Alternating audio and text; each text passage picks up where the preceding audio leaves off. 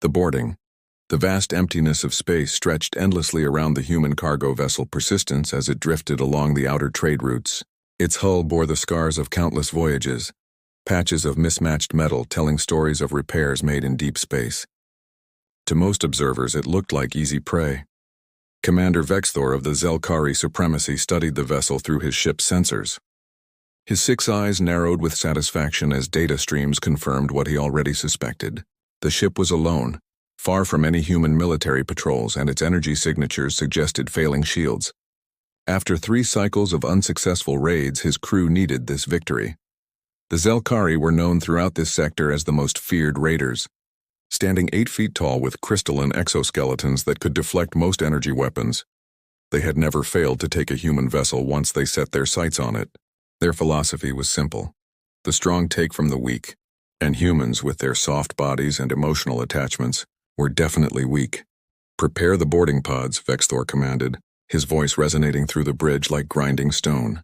"Target their engine room and bridge simultaneously." Standard suppression pattern. His second-in-command, Sub-Commander Krillex, tilted her angular head. "Commander, the vessel is not attempting to flee or send distress signals. Their behavior is unusual." Vexthor dismissed the concern with a wave of his primary arm. Humans often freeze when faced with superior force. They know resistance is futile. The boarding pods launched like deadly spears through the darkness, their hulls designed to pierce through standard human shielding. As they approached, the Persistence made no attempt to evade or return fire. It simply continued its steady course, engines humming at minimal power. Inside the lead boarding pod, Vexthor checked his plasma rifle one final time. 20 of his finest warriors surrounded him, their natural armor gleaming under the harsh lights. They had done this dozens of times before. Board, intimidate, take everything of value, and leave the humans to drift. It was the way of the galaxy, the natural order that humans seemed too naive to understand. The pod struck the Persistence with a thunderous impact, cutting torches immediately beginning their work on the hull. Within moments, they had breached the outer airlock. Vexthor expected alarms, panic, perhaps even futile resistance. Instead, they were met with silence. The corridor beyond was dimly lit, emergency lighting casting long shadows. The walls were plain metal, worn smooth by countless hands over many years. What struck Vexthor most was the smell filtering through his environmental sensors. Not the sharp tang of fear he usually detected on human vessels, but something else, something that reminded him of the medical bays on his own ship. "Squad 1, take the bridge. Squad 2, secure the cargo bay," he ordered through his communicator. "Kill anyone who resists. Stun the rest for interrogation." As they moved deeper into the ship, Vexthor noticed strange details. The walls were lined with what looked like medical equipment, carefully secured and labeled. Boxes of supplies were stacked neatly in alcoves, each marked with symbols he recognized as human medical notations. This was supposed to be a cargo vessel, yet it looked more like a hospital ship. The first human they encountered was an elderly man in a worn blue uniform, sitting in a small alcove reading from a data pad. He looked up as the massive Zelkari warriors approached, weapons raised, and did something that made Vexthor pause. He smiled. "I was wondering when you'd arrive," the man said calmly, setting down his datapad. "The captain said you'd been following us for 3 days." Vexthor's plasma rifle hummed with deadly energy as he aimed it at the man's head. "Where is your crew? Your security forces?" The old man stood slowly, his movements careful and deliberate. "Security? Son, look around you. Does this look like a military vessel to you?" Before Vexthor could respond, his communicator crackled to life. It was Krillex, and her voice carried an undertone he'd never heard before. Uncertainty. "Commander, you need to see the cargo bay. It's not what we expected." Keeping his weapon trained on the old man, Vexthor gestured for his squad to bring the human along. They moved through the ship's corridors, passing more humans who watched them with that same unsettling calm. No one ran. No one screamed. They simply observed, some even nodding as if the Zelkari were expected guests rather than raiders. The cargo bay doors slid open, and Vexthor stopped in his tracks. The vast space had been converted into a makeshift hospital ward. Hundreds of beds were arranged in neat rows, each occupied by a human in various states of injury or illness. Medical staff moved between them, barely glancing up at the armed Zelkari warriors standing in their midst. Some patients were missing limbs, Others were connected to life support machines. Children lay next to elderly civilians, all bearing the unmistakable marks of violence and suffering, but not fresh wounds. These were refugees, survivors of something terrible. Krillik stood near the center of the bay, her weapon lowered. "Commander, I've scanned the entire hold. No valuable cargo. No weapons, just this." A human woman in a medical uniform approached them, her hands raised peacefully. She was young, perhaps 30 human years, with tired eyes that had seen too much. "I'm Dr. Sarah Mitchell. You're looking for Captain Chen, I assume?" Vexthor's mind raced. This wasn't right. Humans were supposed to be hoarding wealth, transporting valuable resources they could raid, not this, never this. "Take me to your captain," he growled, trying to maintain his authority even as confusion gnawed at him. Dr. Mitchell nodded and led them through the medical bay. As they walked, she spoke quietly. "We're carrying 1,200 refugees from the Terminus colony. Pirates hit them 8 months ago. Not Zelkari," she added quickly, seeing Vexthor's reaction. "Different group. These people lost everything. We're taking them to New Haven for resettlement." "Why?" The question escaped before Vexthor could stop it. In Zelkari culture, the wounded and weak were left behind. Resources were too precious to waste on those who couldn't contribute. Dr. Mitchell looked at him with an expression he couldn't quite read. "Because it's the right thing to do. Because they're human beings who need help. Isn't that reason enough?" They reached the bridge where Vexthor's other squad held the bridge crew at gunpoint. In the captain's chair sat a middle-aged human man with graying hair and calm brown eyes. Captain Marcus Chen looked up at the Zelkari commander with the same unsettling lack of fear. "Commander Vexthor, I presume," Chen said, standing slowly. "I've been monitoring your approach for days. You could have hailed us, you know. We would have explained our situation. You knew we were coming and didn't run?" Vexthor couldn't hide his disbelief. Chen gestured to the view screen showing the star field ahead. "Run where? With 1,200 injured civilians and failing engines? We're already pushing our limits to reach New Haven. Besides," he looked directly into Vexthor's 6 eyes. "Running would mean abandoning them. That's not something humans do. You would die for strangers? For the weak and wounded?" Vexthor's voice carried genuine bewilderment now. "If necessary," Chen replied simply, "but I'm hoping it won't come to that. You see, Commander, you've made an assumption about this vessel. You thought we were carrying cargo worth stealing. But what we're carrying is worth something your species doesn't seem to understand. Hope." Vexthor's grip on his weapon tightened. "Pretty words won't save you, human," Chen smiled sadly. "No, but perhaps the truth will. Computer, display external sensor feed bearing 27 Mark IV. The view screen shifted, showing empty space. Then, as if materializing from the void itself, 3 human warships dropped out of hyperspace. Not just any warships. These were Eclipse-class destroyers, among the most advanced in the human fleet. "You see," Chen continued conversationally, "the Persistence never travels alone. We're bait, Commander. Bait for raiders who prey on refugee ships. The Earth Defense Force has been tracking you for weeks, waiting for you to make your move." Vexthor's warrior instincts screamed at him to act, but he knew it was already too late. His single raider craft against 3 destroyers would be suicide. But something else held him frozen, the revelation that humans would risk a ship full of wounded refugees just to catch raiders. It went against everything he believed about self-preservation. "You used your own wounded as bait?" He couldn't hide his shock. Chen's expression hardened. "No, Commander. We gave them a choice. Every soul on this ship volunteered. The refugees, the medical staff, even the children's guardians. They all knew the risks. They chose to be here because they wanted to help stop others from suffering what they suffered." The bridge fell silent except for the steady beeping of instruments. Vexthor looked around at the human crew, seeing them truly for the first time. Not weak, frightened prey, but beings who had chosen to put themselves in danger for others. The concept was so foreign to Zelkari, thinking that he had no framework to process it. "You're insane," he finally managed. "All of you." Dr. Mitchell stepped forward.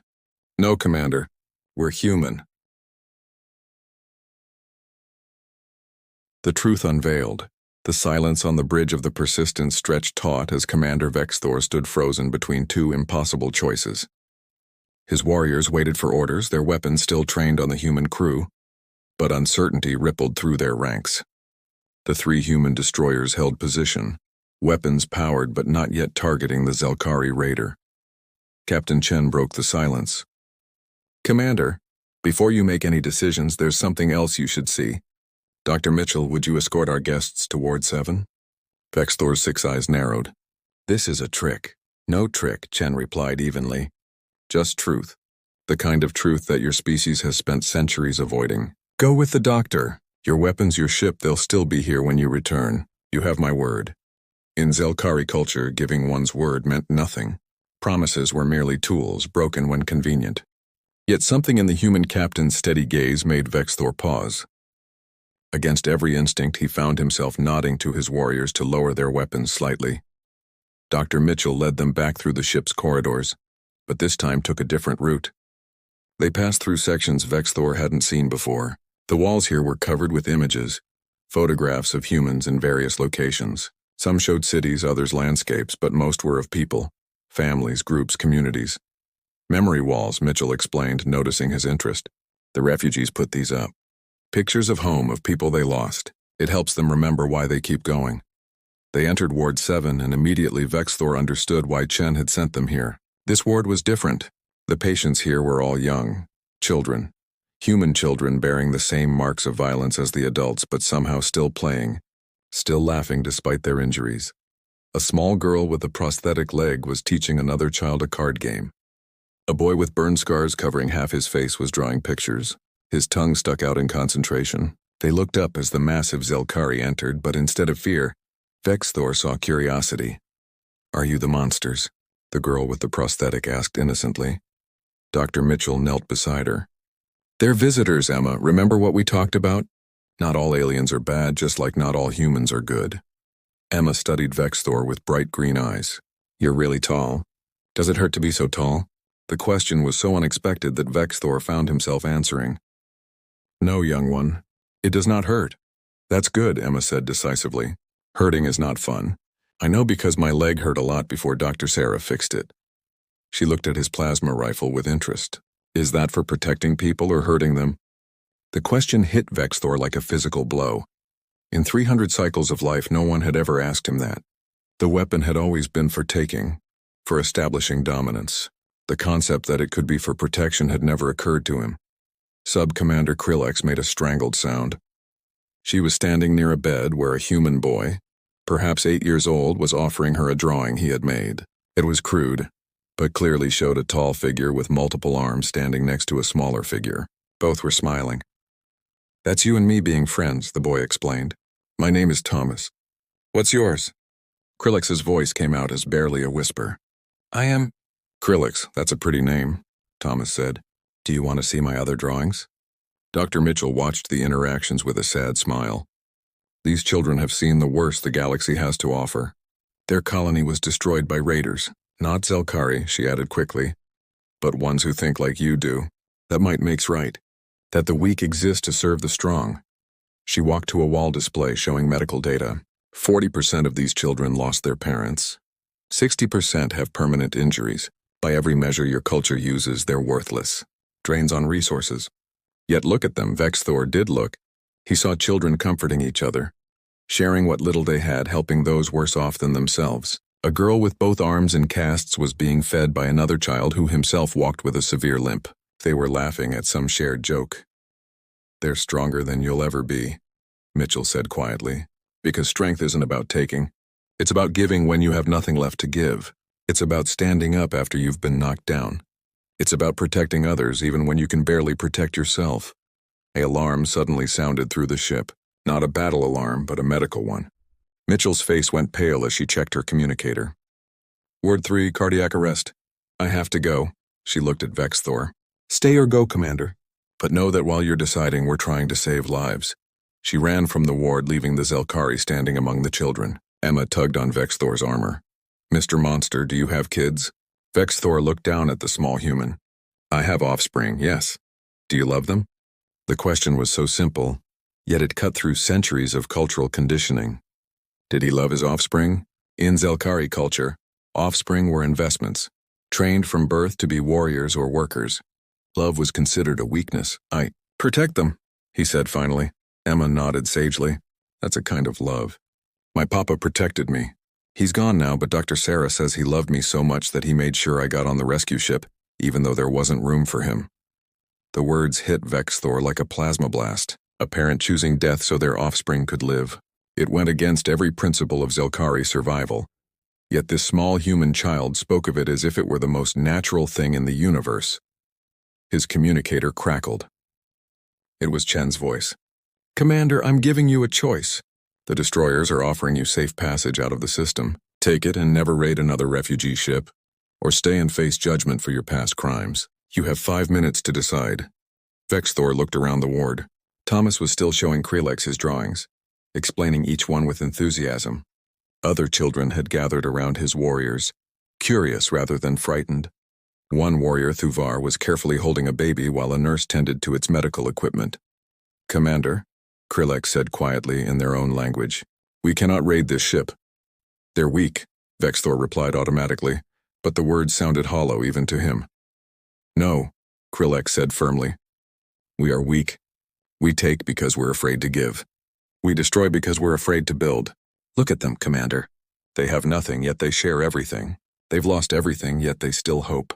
We have spent our lives believing we were the apex predators, but we're just scavengers feeding on misery." Vexthor's communicator buzzed again. "Commander," one of his warriors reported from their ship. "The human destroyers are powering down weapons. They're offering to escort us out of the system. No conditions except that we never raid refugee ships again." "That's impossible," Vexthor said. "No one shows mercy without demanding something in return." Captain Chen's voice came through again. "Commander, mercy isn't a transaction. It's a choice. The same choice those refugees made when they agreed to be bait to stop others from suffering. The same choice our military made when they chose to escort refugee ships instead of pursuing more profitable missions. The same choice you have right now."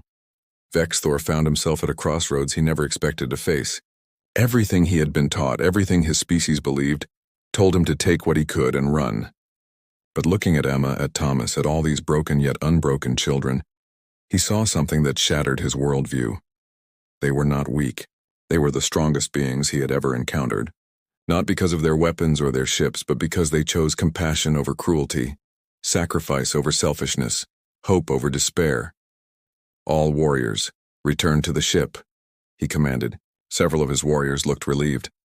Thuvar carefully handed the baby back to the nurse, his movements gentle despite his massive clawed hands. As they prepared to leave, Emma ran up to Vexthor one more time. She held out a small piece of paper. It was a drawing, clearly done by her inexperienced hand. It showed a tall figure and a small figure holding hands under what might have been stars. "This is for you, Mr. Monster. So you remember that monsters can choose to be heroes too." Vexthor took the paper with a trembling claw. In 300 cycles, no one had ever given him a gift that wasn't payment or tribute. This simple drawing from a wounded human child was freely given, expecting nothing in return. Back on the bridge, Captain Chen stood as Vexthor entered. The human captain's expression was neutral, waiting. "We will leave," Vexthor said slowly, "and we will not raid refugee ships again." Chen nodded. "The escorts will ensure you reach the system boundary safely." "Why?" Vexthor had to ask. "Why show us mercy when we showed none to others?" Chen was quiet for a moment. "Because, Commander, someone has to break the cycle. Violence begets violence, cruelty begets cruelty. But mercy? Mercy begets transformation. You'll leave here different than you came. Maybe not completely changed, but with a seed planted. That's how humanity survived. Not by being the strongest or the cruelest, but by choosing to be better. One decision at a time." As the Zelkari ship departed, escorted by the human destroyers, Vexthor stood on his bridge holding Emma's drawing. His crew was silent, each processing what they had witnessed. The mighty Zelkari raiders had boarded a human ship expecting to find wealth and weakness. Instead, they found something that broke them more completely than any weapon could have. They found humanity's true strength, the courage to be kind in a cruel universe, the strength to lift others when you can barely stand yourself, and the wisdom to know that real power comes not from taking, but from giving. The Persistence continued its journey to New Haven, carrying its precious cargo of wounded refugees. In the medical bay, Dr. Mitchell saved the patient who had gone into cardiac arrest. On the bridge, Captain Chen logged the encounter and prepared for the next raiders who might come, because there would always be those who confused strength with cruelty. But there would also always be humans ready to show them a different way. One act of mercy at a time, one choice at a time. Humanity would continue to prove that in a universe full of predators. Sometimes the greatest strength was choosing to be a protector instead. Commander Vexthor kept Emma's drawing in his quarters for the rest of his days. And though he never raided another refugee ship, he did something far more revolutionary for a Zelkari. He began escorting them, protecting the weak he once would have preyed upon. Because a small human child with a prosthetic leg had taught him the greatest truth of all. Monsters could indeed choose to be heroes. The transformation of the Zelkari raiders became legend among both species. Not because it was dramatic or violent, but because it was quiet and profound. A simple truth delivered not through weapons or war, but through the innocent wisdom of wounded children and the unbreakable spirit of those who refused to let suffering define them. Humanity had won, not through superior firepower or technology, but through something far more powerful, the courage to remain human in an inhuman universe.